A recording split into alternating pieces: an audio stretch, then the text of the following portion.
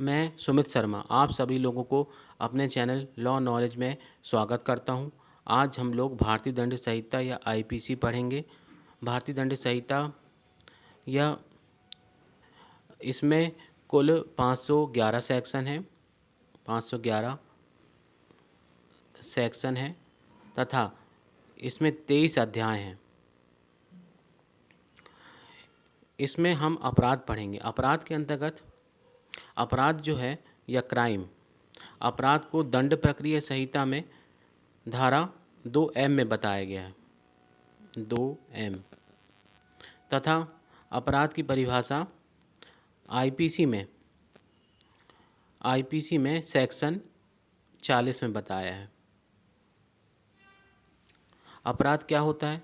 अपराध जो है राज्य के द्वारा निषिद्ध किया गया हो और विधि द्वारा दंडनीय हो तो अपराध कहलाता है। अपराध के आवश्यक तत्व, अपराध के 4 आवश्यक तत्व हैं। सभी प्रतियोगिता परीक्षाओं में यह प्रश्न पूछा जाता है कि अपराध के कितने आवश्यक तत्व हैं या 4 आवश्यक तत्व दिए होते हैं, उसमें से एक गलत होता है। तो अपराध का आवश्यक तत्व पहला जो है कार्य मानव द्वारा होना चाहिए। ह्यूमन बीइंग, पहला कार्य मानव द्वारा होना चाहिए। तो जो अपराध होगा या किसी व्यक्ति को नुकसान पहुंचाएगा, कोई व्यक्ति संपत्ति को या किसी व्यक्ति को, तो वो इंसान ही होना चाहिए, व्यक्ति होना चाहिए, कोई पशु के द्वारा नहीं होना चाहिए, तो वो अपराध नहीं कहलाएगा। दूसरा है दुराशय। दुराशय या मेंसरिया भी कहते हैं इसको। दुराशय जो था वो हम लोग के आईपीसी में कहीं पर भी इसको परिभाषित नहीं किया गया है।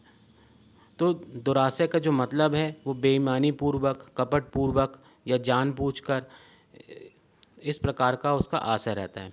दुराशय या मेंसरिया, दुराशय या मेंसरिया प्राचीन समय में इसको नहीं माना जाता था। तो उस समय जो इंग्लैंड के जो केस थे, ब्रिटिश कॉमन लॉ के अंतर्गत 2 केस आए थे। एक था आर वर्सेस प्रिंस का, प्रिंस, और एक और केस था आर वर्सेस टालसन।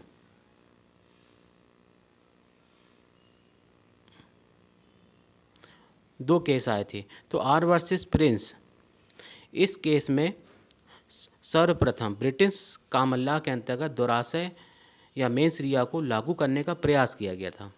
इसके बाद दूसरा केस आया आर वर्सेस टालसन। तो आर वर्सेस टालसन के केस में दुराशय या मेंसरिया के सिद्धांत को ब्रिटिश कॉमन लॉ के अंतर्गत लागू किया गया। इसके बाद जो हम लोग की हिंदी विधि थी उसमें 2 केस आए। पहला केस आया था एमएच जॉर्ज का केस आया था पहला, एमएच जॉर्ज का, और वर्सेस था ये महाराष्ट्र राज्य का था, महाराष्ट्र। तो इस केस में दुराशय या मेंसरिया के सिद्धांत को सर्वप्रथम भारतीय विधि के अंतर्गत लागू करने का प्रयास किया गया। उसके बाद एक और केस आया नाथूलाल का,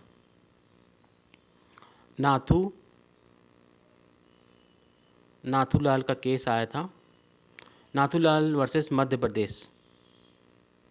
तो इस केस में दुराशय या मेंसरिया के सिद्धांत को सर्वप्रथम भारतीय विधि के अंतर्गत इसको लागू किया गया।